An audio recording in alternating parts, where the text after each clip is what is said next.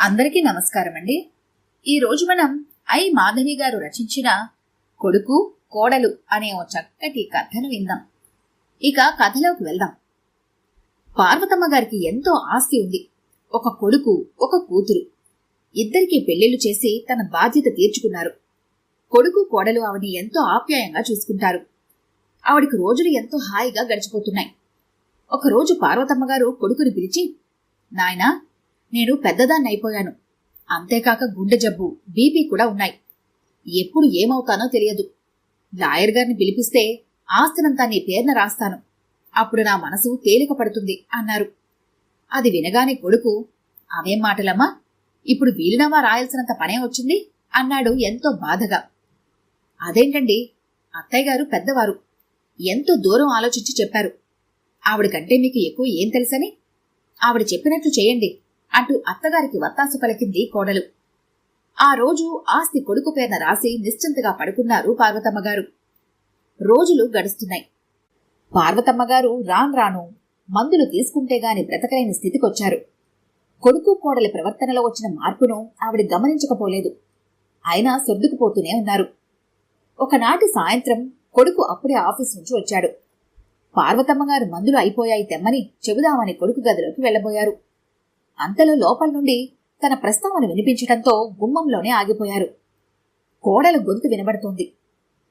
ఇంకా ఎన్నాళ్ళు ఈవిడ మనల్ని చంపుకు తింటుందో. సరదాగా ఎక్కడికైనా వెళదామంటే ఈవిడ పుణ్యమాని ఆ వీలు కూడా లేకుండా పోయింది. మీరు ఎలాగైనా ప్రయత్నించి మెర్సీ కిల్లింగ్కి ఏ డాక్టర్నైనా ఒప్పించండి. ఎంత డబ్బైనా పర్వాలేదు. అటు ఆవిడికి ఈ జబ్బుల నుండి విముక్తి కలుగుతుంది. మనకి మందుల డబ్బు తగిలేయాల్సిన పని ఉండదు. హాయిగా ఏ అడ్డు లేకుండా మనము మన పిల్లలు సరదాగా ఉండవచ్చు. పుత్రరత్నం అంటున్నాడు. అన్ని ప్రయత్నాలు చేశాను. ఏ డాక్టర్ అందుకు సిద్ధంగా లేడు. ఎవరికైనా తెలిస్తే శిక్ష పడుతుందని, తన వల్ల కాదని అంటున్నారు. అది విన్న కోడలు, అయితే ముసలావిడిని హోమ్ ఫర్ ది ఏజ్డ్ లో చేర్పించండి. ఎవరేమనుకుంటే మనకెందుకు? ఆవిడికి మనమంటే పడట్లేదని చెప్పచ్చులేండి అంటోంది. ఆ రిస్కులన్నీ తీసుకోవడం ఎందుకు?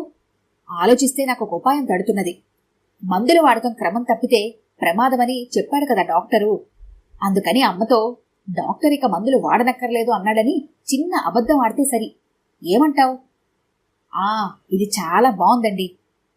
ఈ సంభాషణంతా విన్న పార్వతమ్మ గారికి ఇక మందులు తెమ్మని చెప్పవలసిన అవసరం కనిపించలేదు.